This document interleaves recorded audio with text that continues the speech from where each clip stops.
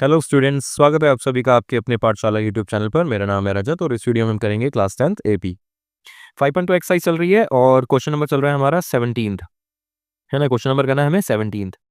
ठीक है, question number 17 से स्टार्ट करते हैं। बिना किसी देरी के स्टार्ट करते हैं। 17 क्वेश्चन देखो जरा। 17 क्वेश्चन को देखो जरा, क्या बोल रहा है ये। Find the 20th term from the last term of the AP 3 8 13 253। सबसे पहले एपी लिखते हैं। एपी एपी क्या है हमारी गिवन इसमें। 17th क्वेश्चन है और एपी एपी हमें गिवन है क्या।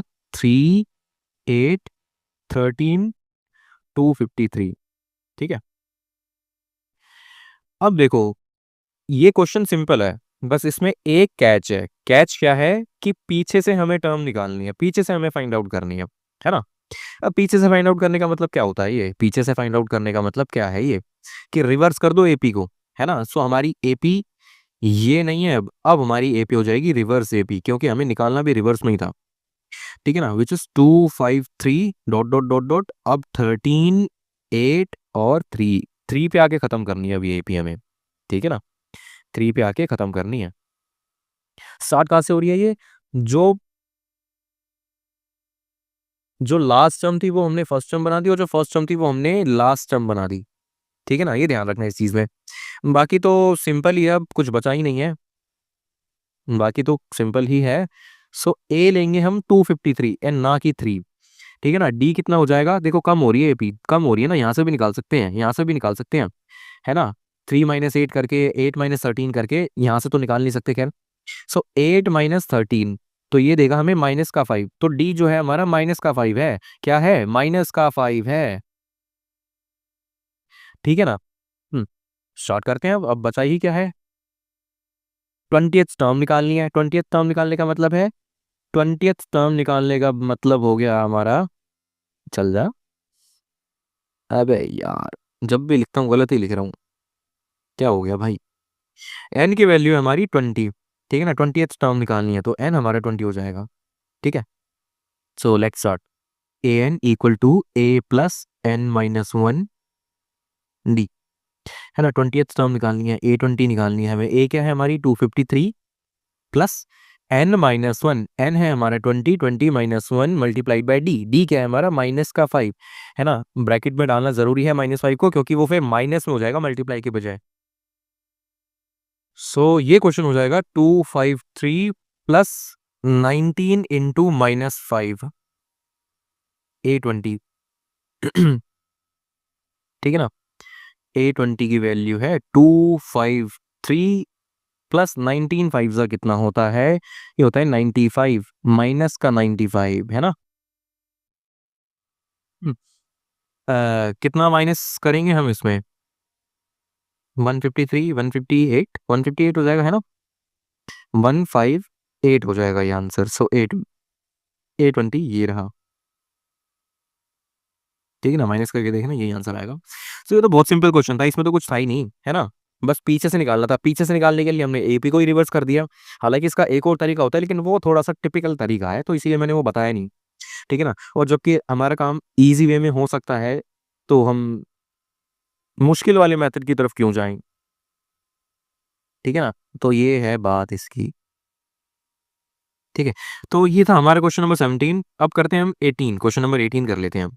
क्वेश्चन नंबर 18 कर लेते हैं अब। 18th वाला जरा पढ़ो जरा यहाँ से, एलएचएस से। The sum of fourth and eighth term of AP is 24 and the sum of sixth and 10th term is 44. Find the first three terms of the AP. है ना, क्वेश्चन कौन सा चल रहा है, ये क्वेश्चन चल रहा है हमारा 18, है ना। The sum of fourth and eighth term, तो क्वेश्चन को पहले यहाँ पे लिखते हैं 18th टर्म। तो क्या बोल रहा है ये, fourth and eighth term, fourth plus eighth term of AP is 24, है ना। नेक्स्ट बात बोलता है वो सिक्स्थ टर्म प्लस कौन सी है, 10th टर्म। 10th टर्म वो है हमारी 44। ठीक है,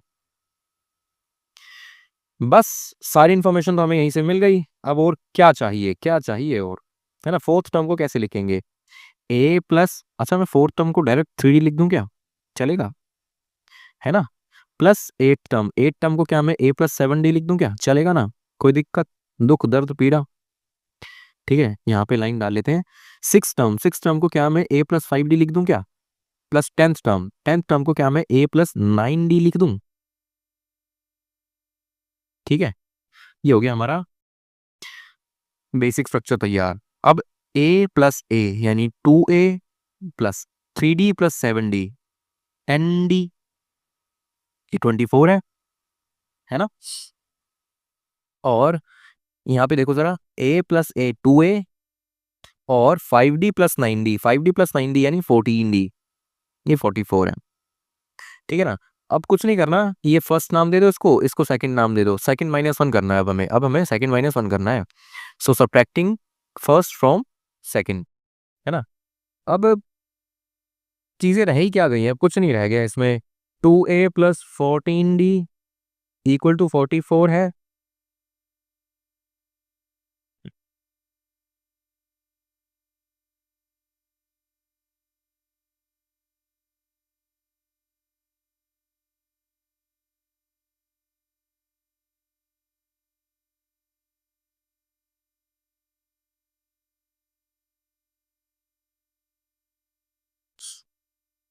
हाँ, तो ये हो जाएगा हमारा 14d और नीचे हमारा इसके 10d 24 के इक्वल है।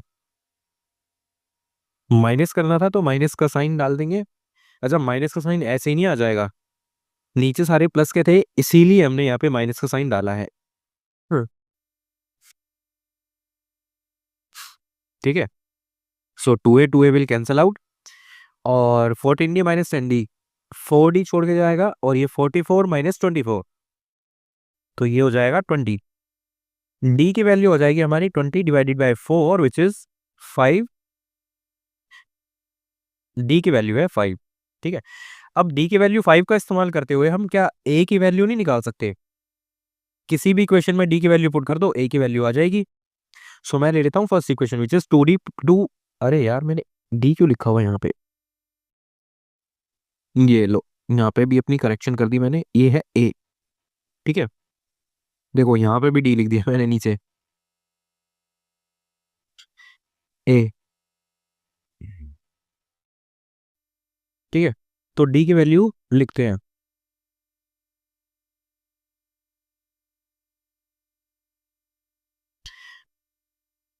Putting d equal to 5 in first.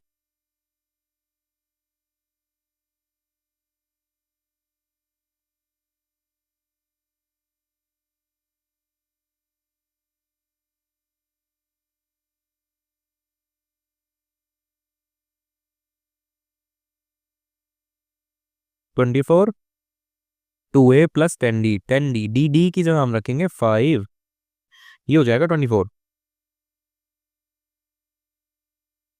2a equal to 24। अच्छा, 10 5 सा 50 प्लस का 50 था उधर जाके माइनस का 50 हो जाएगा। 24 माइनस 50 इज 26 माइनस का ये 2a की वैल्यू है। सो a की वैल्यू हो जाएगी माइनस 26 डिवाइडेड बाई 2, है ना, यानी 13, वो भी माइनस का। तो a की वैल्यू हो गई माइनस का 13, है ना, माइनस का 13।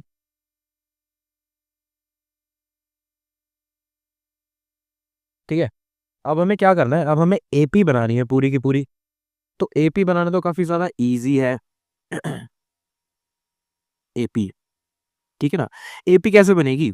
ए plus D A plus 2d, बस 3 टर्म्स लिख लेते हैं, काफी है अपने। ए तो है हमारी 13 माइनस का 13, है ना? सेकेंड टर्म हो जाएगी माइनस 13 प्लस 5, 5 ही था ना, डी 5 था ना, हाँ देखो ये रहा।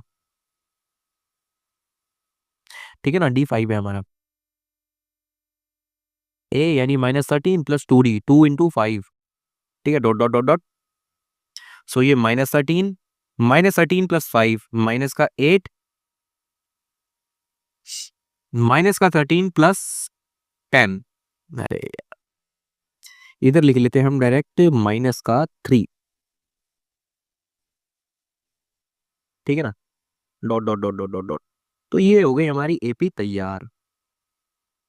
सो आई होप कि ये क्वेश्चंस आपको समझ में आए होंगे। समझ में आए हो तो वीडियो को लाइक करना, चैनल को सब्सक्राइब करना और पढ़ते रहना। प्रैक्टिस करते रहना। वैसे भी आपके एग्ज़ाम्स आने वाले हैं, मैं गवर्नमेंट स्कूल्स की बात कर रहा हूँ, अभी तक उनके एग्ज़ाम स्टार्ट नहीं हुए हैं।